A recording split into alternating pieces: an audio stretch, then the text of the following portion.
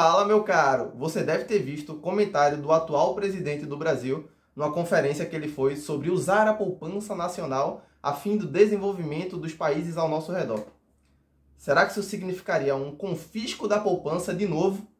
Se você se interessa por esse tipo de conteúdo e não quer perder nada que é importante para a sua vida e para a vida daqueles que você mais ama, então se inscreve nesse canal, comenta conteúdos que você tem interesse para você ficar por dentro de tudo que é relevante para a nossa vida.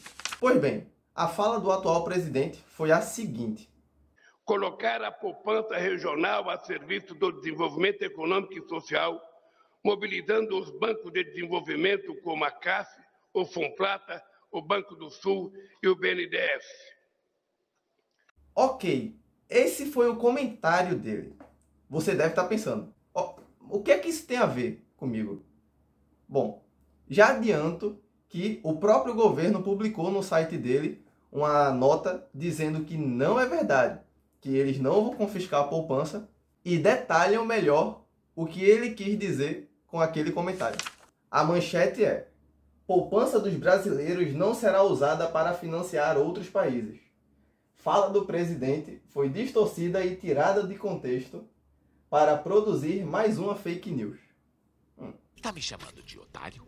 E no finalzinho desse site tem o seguinte detalhamento de quais são os bancos que financiaria esses investimentos para os países amigos.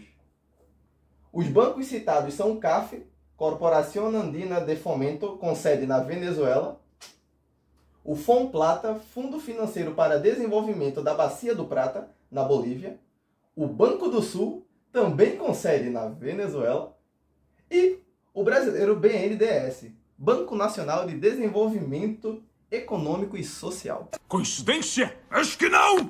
Ou seja, tecnicamente, não envolve os depósitos que a gente tem no banco, que é o Banco do Brasil, Bradesco, Santander, Caixa Econômica e por aí vai.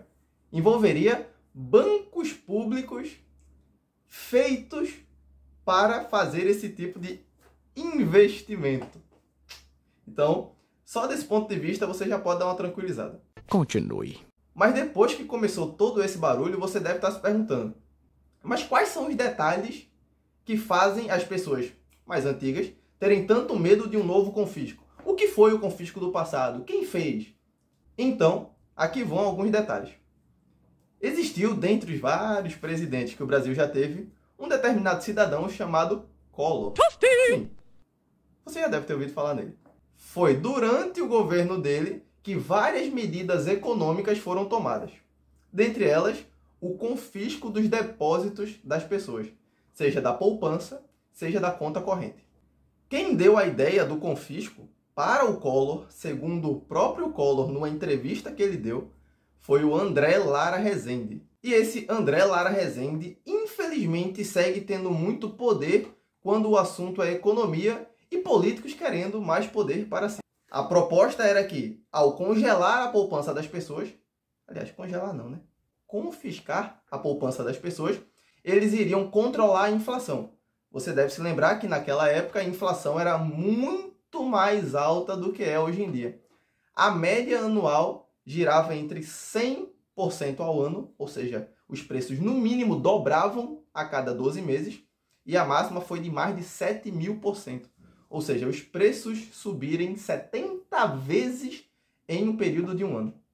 Na tentativa disso, eles acreditavam, com boa fé ou não, que ao congelar a poupança das pessoas, o dinheiro pararia de circular e pararia o aumento dos preços. Talvez não funcione com burros.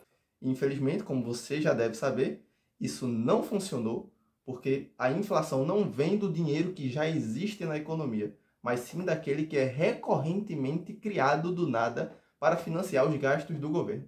Então, aquela medida não funcionou para aquilo que pretendia e ainda trouxe várias consequências negativas, pois pessoas que, por exemplo, tinham um dinheiro depositado na conta de uma venda de um imóvel e iriam usar aquele dinheiro para comprar outro imóvel, naquele momento eles tinham perdido 100% da renda deles.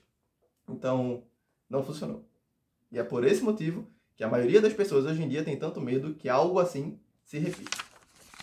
Hoje em dia existem várias travas legais que não permitiriam, teoricamente, que isso acontecesse de novo. Antigamente, Qualquer presidente com a única canetada seria capaz de confiscar a poupança das pessoas. Mas hoje em dia isso precisaria passar pelo Congresso. Teoricamente, mais uma vez. E aqui eu gostaria de deixar uma reflexão. Se o Brasil está com tanta poupança assim para poder fazer um conglomerado para financiar os países amigos do Brasil, que são ainda piores fiscalmente falando, por que não focar no próprio Brasil, onde, segundo o próprio governo, mais da metade da população, 130 milhões de pessoas, não tem sequer saneamento básico? Então, se tem uma prioridade, por que não focar na prioridade de quem paga isso, ao invés de financiar o que é dos outros por puro interesse político? E se você duvida de mim, veja os dados do próprio orçamento do governo, partindo da premissa que eles são reais também. E se você olhar o histórico de quantos % dos gastos do governo vão para saúde, educação e segurança, a média fica entre 10% e 12% do orçamento. Bem abaixo do que você provavelmente imaginava ou gostaria. Pois é. Depois da pandemia, naturalmente, o gráfico tem uma queda forte, porque os auxílios emergenciais foram muito grandes, fazendo com que toda a outra parte dos gastos representassem um percentual menor do todo. Mas a média foi essa, de 10% a 12%, independente dos presidentes que tivemos nesse período.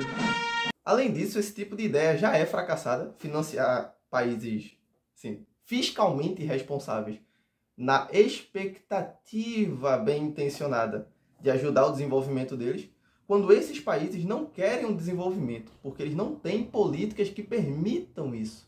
E você deve estar se perguntando, da onde você tirou isso, Tomás?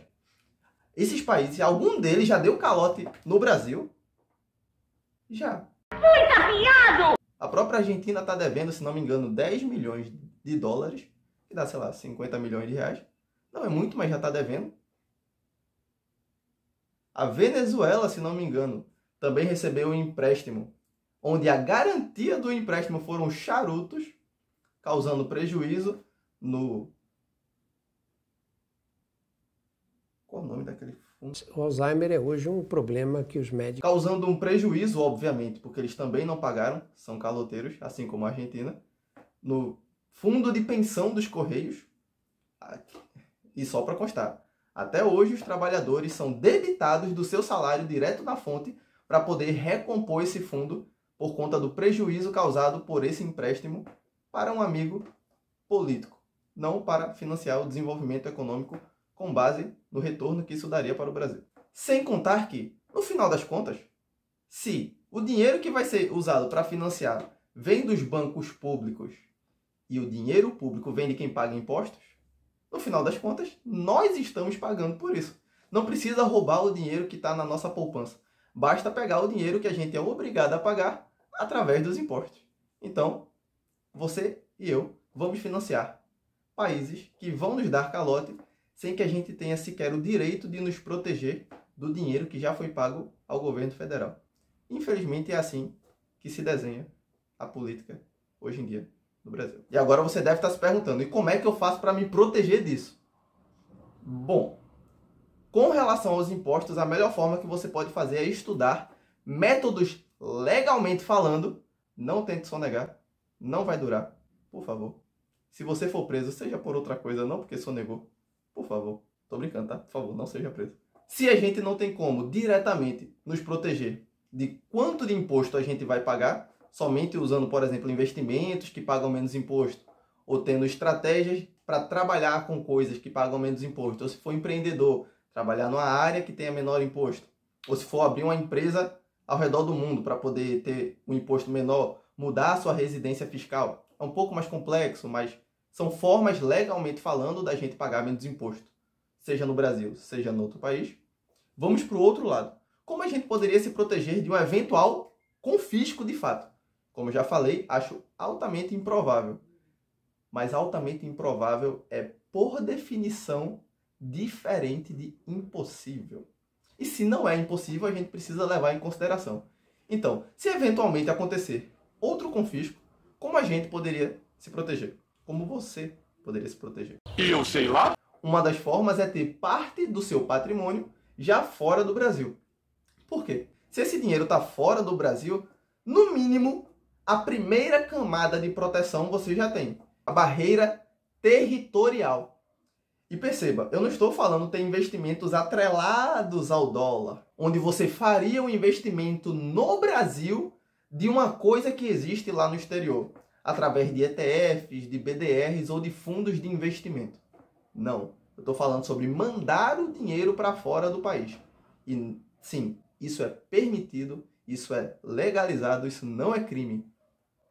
Ok? Pode ficar tranquilo. Além do que, esse tipo de risco, no final das contas, também nos lembra do risco da concentração, que seria aquele risco de, caso qualquer coisinha der errado, tudo vai por água abaixo. Então, uma das formas que a gente tem de se proteger disso já é diluindo dentro do próprio país onde estão seus investimentos. Você pode ter parte dos seus investimentos no setor imobiliário, parte em empresas, parte em empréstimos, parte depositado no banco. Assim, caso dê algum problema, é improvável que dê em todos. Até porque, para dar em todos, é porque a merda foi muito grande. É verdade. Quer dizer, às vezes não. Então vamos torcer para que isso não aconteça. E mesmo assim, caso aconteça, parte do seu patrimônio já vai estar fora do país. É assim que eu basicamente busco me proteger, mesmo com o pouco patrimônio que hoje eu tenho. Anota essas palavras. Hoje. E caso qualquer coisa criminosa aconteça parecido com o que já aconteceu no plano Collor, a gente estaria, no mínimo, menos fragilizado. Se você gostou desse tipo de conteúdo, mais uma vez, não se esqueça de curtir, comentar temas que você gostaria de ver por aqui. Você acha que seria provável um confisco acontecer? Você estava vivo naquela época? O que seus pais falam sobre isso? Deixa aqui nos comentários. Compartilhe com quem você acha que tem interesse com esse tipo de conteúdo. E até a próxima.